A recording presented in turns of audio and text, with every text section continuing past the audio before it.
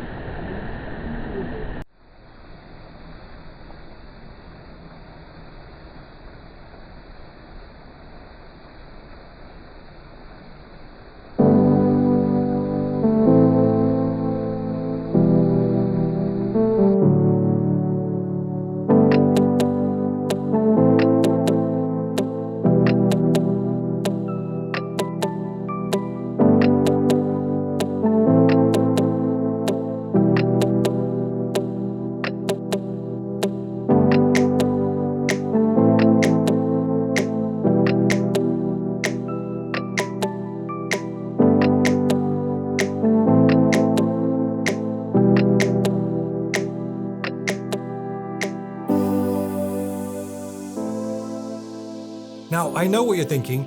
Why haven't I seen this channel before? And where the hell was I filming this video? This is where I was. The Tower of London. First opened in 1066, making it over 960 years old. And that's probably how long it's going to take me to hit 1 million subscribers. But maybe you can help me with that. Anyway, this photo was taken with the primary camera 1X. And what you'll probably notice right away here is the difference in white balance, brightness and contrast. The picture on the right is clearly the warmest and the brightest. The middle picture is much more contrasty with cooler blue tones, and the phone on the left sits somewhere between the two. But interestingly, with boosted magenta in the sky and enhanced green tones on the ground. I personally think the picture on the right is the most eye-catching, but what about you? Let's start the 10-second clock while you decide.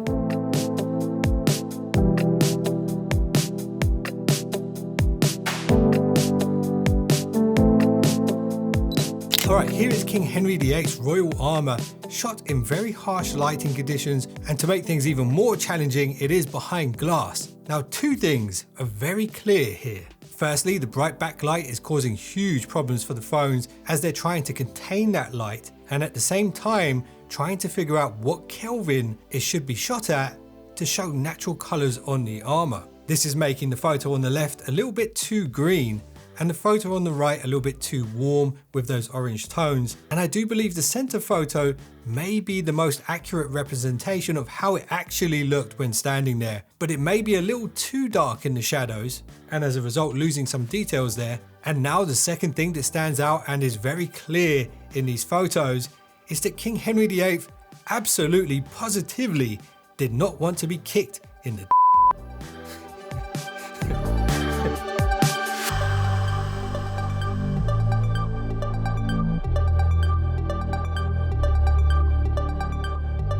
So when you kill as many wives as old Henry did, you probably have a lot of repenting to do, and what better way to make it super easy and barely an inconvenience than to have a chapel in the building. This photo is a good test for dynamic range. If we zoom into the windows at the back, you'll get a good idea of how the phones handle the bright light coming through the windows without ruining the rest of the picture. I think there's an obvious winner here in regards to HDR, and when we zoom back out, I do believe there's an obvious winner in regards to overall detail in the darker areas inside of the building. I'm very interested to hear your thoughts on it, so take your time to look at these ones.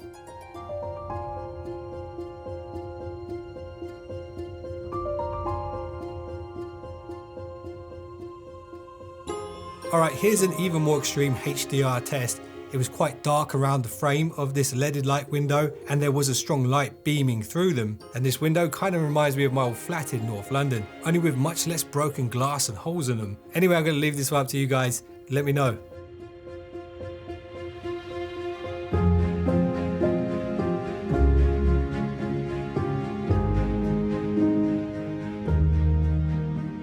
So this one is an ultra wide shot, and I think a lot of phone manufacturers don't put a lot of effort into these particular cameras, but they should, because in my opinion it's one of the most useful lenses on a smartphone. Anyway, you can see the difference here. The phone on the left is really suffering in regards to handling that backlighting. The phone on the right is also struggling, and there's even a bit of a bluish bit of ghosting around where I'm sitting. Now listen, please don't try and freak me out and say that that could be an actual ghost. And now when we look at the middle photo, you'll notice there is a little bit of softness around the bright areas of the window, but overall, this ultra wide shot looks the best to me. Great details, it handles the bright light the best. And if you disagree, I'd be very interested to hear why, so let me know in the comments.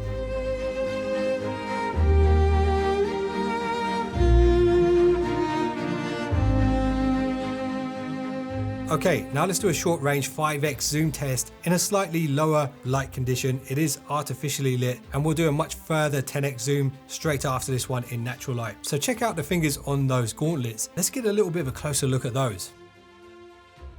So the phone on the left is quite disappointing, and I'll give you a clue as to why it's this bad. And this might actually give away what phone it is. It's actually a third of the price of the other two. And keep that in mind when you see the mystery phone's photos being quite close or even better than the other two. But the reality here in regards to sharpness and detail, yep, it's probably a win for the photo on the right in my opinion. Take a look and let me know what you think.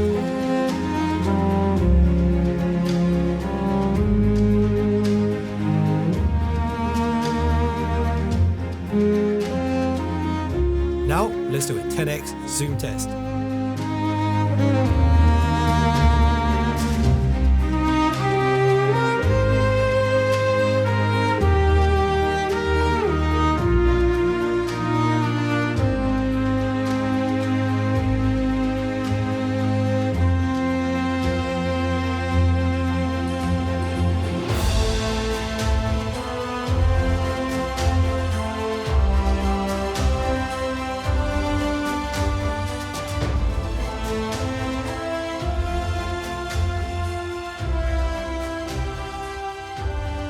Now, even if you've never been to the Tower of London, you can probably tell from this video it's full of old school weapons and armor. But did you know it's also the home to a golden gun encrusted with 1,517 diamonds? It's the type of gun you'd see as a skin on Call of Duty. Check this out. I really like the center photo here. Look at that glint of light at the tip of the gun. It just looks so awesome. The phone on the right seems to have messed this one up big time. It's crashed the black levels, it's messed up the tone of the gun, and it's even had problems nailing the focus. And this is probably caused by all the sort of glistening light from those diamonds. The details and the color accuracy seem to be the best on the photo on the left, and you'll particularly notice this when you zoom in and look closely. But overall, the center photo is maybe the most eye-catching, with that natural lens flare, which is captured quite unintentionally. And this is just a thought, wouldn't it be cool if phones would allow you to add artificial lens flares, and in portrait mode maybe even light orb effects in the background in real time? That would be a really nice camera AI feature. Apart from all the guns and armor and jewelry, there was also a zoo here once, back in the day, full of exotic animals that actually mauled a lot of the visitors. They're all gone now, you can find them in London Zoo, but there is one type of animal that still remains here. It is the legendary London ravens, sometimes known as the guardians of the tower.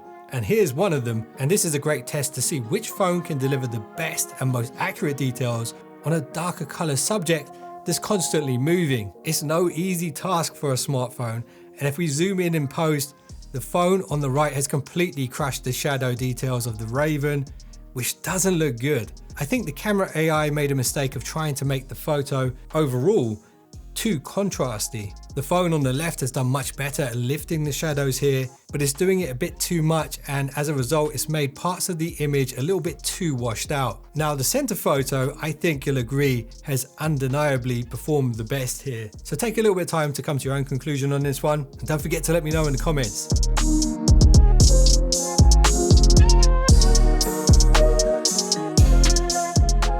I'm going to stop talking now for the next few, as I usually take these selfies and photos of myself and put them at the beginning of these videos. And that's probably why most people stop watching them almost immediately. Nobody wants to hear me talking about myself all the way through a damn video.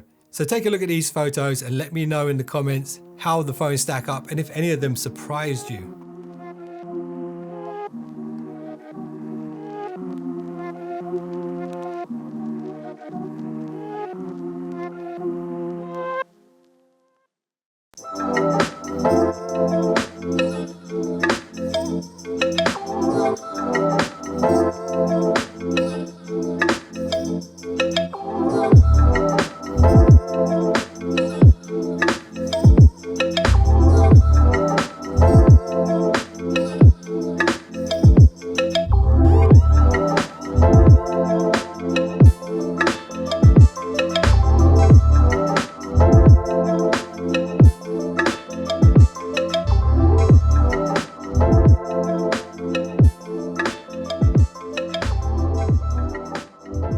Now, before we get into the lower light shots, something you probably already know by now is that the color science behind these cameras is very different. And it's not really a uniform look that each phone has, because quite often the camera AI will detect something that it recognizes and will adapt the colors on the fly according to whatever it sees. For example, a photo like this of a flower. What's interesting here is the phone on the right has probably got the most accurate colors, but annoyingly didn't grab the focus properly. The center photo is actually completely altered the color and actually turned the flower a little bit purple, which does look nice, and the details are also very good, but maybe it's a little bit too enhanced, especially when compared to what you would actually see with your eyes. And the photo on the left has definitely enhanced the vibrancy, making the colors pop quite a bit more, which does look good, but maybe not so realistic. So let me know what you think.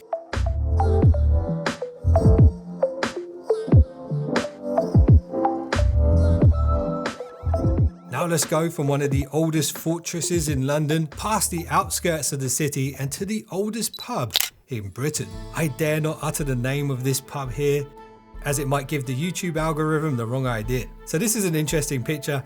The most natural looking shot is the one on the right. It's kept the orange hue of the streetlight in the image. The picture on the left is more color corrected. It's tried to make the white parts of the image as white as possible.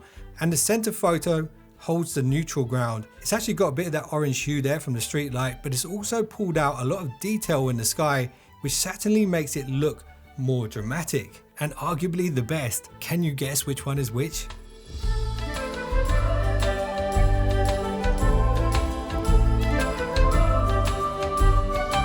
In my opinion, a camera comparison without a food picture makes as much sense as an 8-foot tall Wookiee living on Endor with a bunch of 2-foot tall Ewoks. That does not make sense. Okay, if you're not a Star Wars or a South Park fan, you probably won't get that reference. So moving on, here's a British classic, bangers and mash, meat and potatoes, simple food, but very good. And for me, the photo on the right and the photo in the center look really good, and it's hard to choose a winner. The colors on the photo on the left don't look quite right, so it's definitely between the other two. If I was pushed and had to choose one, I'd probably take the photo in the center. Let me know how you see this one.